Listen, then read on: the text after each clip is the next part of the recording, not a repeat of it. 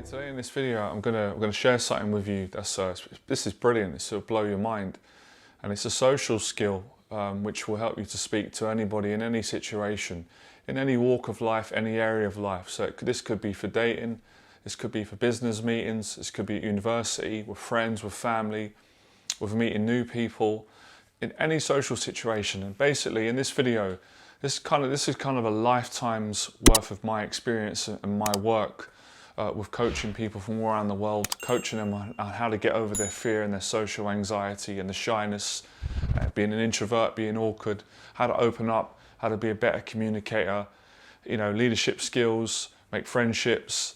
So let's start off with the big mistake that everybody makes. We've all made it. I've made it. Every single human being at some point has made this mistake in a conversation. And the mistake is trying to force the conversation because you want to impress the other person. You want the other person to like you. You want the other person to think that you're attractive. You want the other person to respect you. You want them to think that you're interesting, that you're intelligent, that you're engaging. Just the obvious things that any normal human being would want in their own right mind. And obviously that's human nature.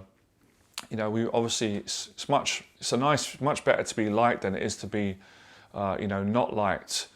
But the problem with this insecurity, this anxiety, if you're not aware of it and you don't know how to control it, is what ends up happening is you get the opposite to the result that you want. Because you're trying to force a conversation, because you're trying to force someone to find you interesting, it changes that result because you put so much pressure on yourself. You try and force something that doesn't need to be forced. It actually needs to be natural. It needs to be spontaneous. It doesn't need to be perfect, and it doesn't need to have expectations or goals or an agenda. And that's basically, I guess there's different words people use: getting out of your own way, letting go. And how often have you been in a conversation with a friend, a family member, someone you've known for all your life, someone you've just met, a first date, a job interview, and the conversation's gone so well? Like, you've just had such a great connection with this person. And when you come out, obviously you're happy, you're both buzzing because you had that good connection. Then you ask yourself, how did I do that? And the reason why that happened is because you didn't try and force a conversation. You didn't try and do it. You didn't put any pressure. You didn't think, oh, I need to come up with something great to say. It needs to be intelligent. It needs to be historic. It needs to be philosophical. It needs to be psychological. It needs to be political. It needs to be current, or it needs to paint me in a good light. Because you didn't do any of that, because you just went with the moment, there's just a certain energy in every moment. Sometimes there's positive energy, sometimes there's negative, sometimes it's quiet, sometimes it's exciting. So because you just went with it and the other person did, and you wasn't trying to be someone, you wasn't trying to make the other person like you, it just worked. And I was thinking about that today. I was going over, just thinking about loads of social situations and looking at times where I've struggled so many times myself, and times where I feel I've done so well. And obviously I've admired this in other people. And that even goes for making a YouTube video. So today, I might get this right on this video, I might get it wrong. But I can accept either one. I've got the confidence. If it doesn't go well, people are not interested on this video, they're not engaged, or that's fine.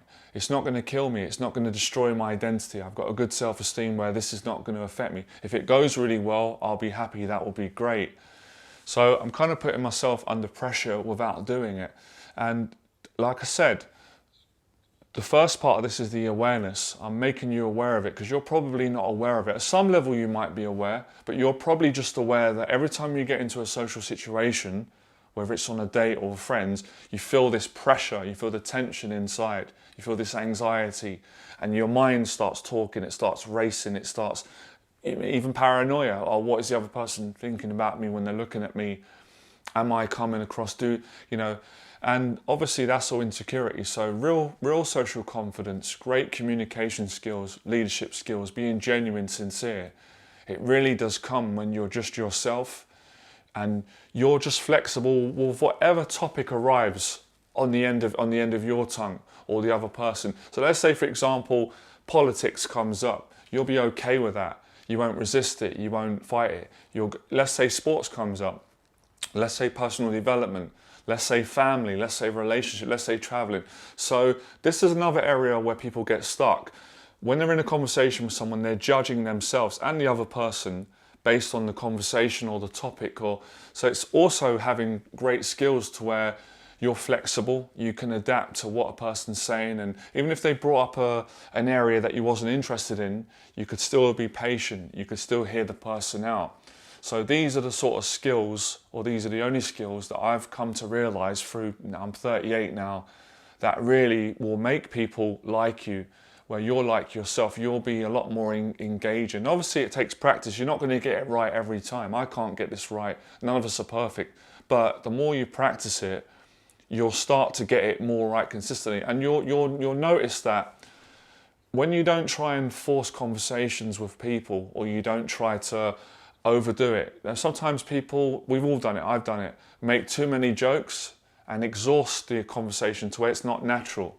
Obviously, making jokes is a brilliant thing, that can really get a connection, but if you overdo it, if it's unnatural, if it's forced, it's not funny. Or sometimes we people panic when a silence comes. Instead of just, accepting the silence, having some silence, and whether it's awkward or not, and then just waiting naturally till something comes into your head or the other person, and then talking, people start panicking and then forcing conversations.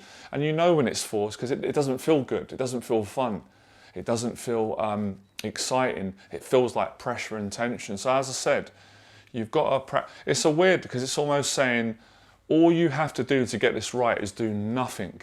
Now, obviously, that doesn't mean just sit there and not say anything. Of course, you've got to speak. Of course, you've got to be social and engage. But it's saying you don't try to try. You just let go. You just chill out. And it doesn't always have to be a really deep, interesting conversation for connection to be good. I'll say that again. It doesn't always have to be a really interesting, deep conversation for the connection to be good between two people. You could be talking about something really mundane. You could be talking about toothpaste, your favourite toothpaste. If it's not forced and the energy is good and you're both positive and you're relaxed and you're not trying to be something you're not, that can be the best conversation you've ever had in your life. Or you could be talking about something really sophisticated, something about science or about religion or about the universe or about God or your belief. And that can be brilliant because, like I said, the energy's there. There's relaxation. You're not, and a lot of it is the anxiety comes from impatience.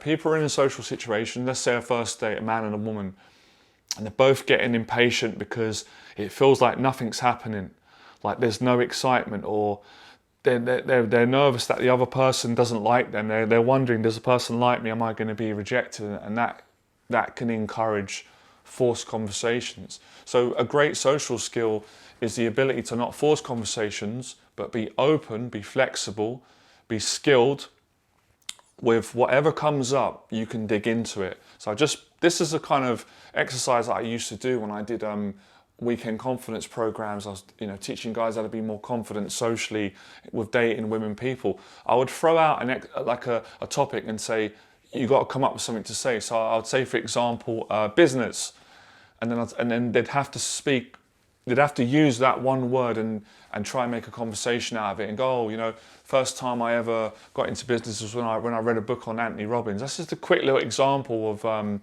improvisation skills.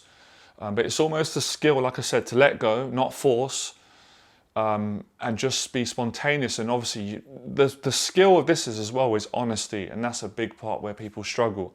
We know it. You've done it yourself. I've done it. You've seen people do it. People put on a social mask and they're not honest all the time because they're scared if they're honest that they'll be exposed for not being good enough, not being attractive, not being loved, liked, etc. But it takes courage and it takes guts and bottle to be transparent and be honest, because sometimes being honest means not always saying the most interesting things. Sometimes it does mean saying the most interesting things. So within all the things I've said today, it may sound confusing. It just kind of comes back to one principle, and that is not to force your conversations when you're with anyone.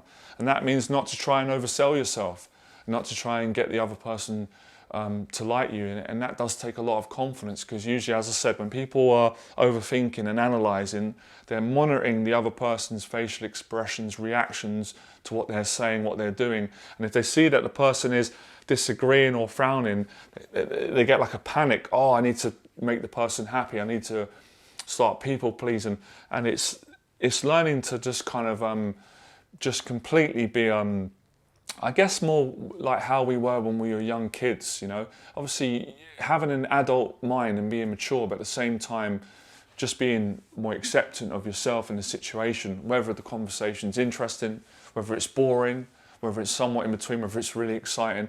I'm telling you, just watching this video today, you cannot go away from this video if you watched a few minutes and not be better now socially, because when I realised this, man, my connections just started getting so much better with everyone, with friends, with women, with dates, family, and even making YouTube videos. It's a simple thing, but it takes a lot of discipline and practice, but anyone can do it. And as I said, the first step is you've got to be aware of the mistake that you're making, and a lot of people are not aware of it, so hopefully I made you aware of it. You can go from this video today and you can start practicing it, all right? So like, share, subscribe, and remember, become fearless.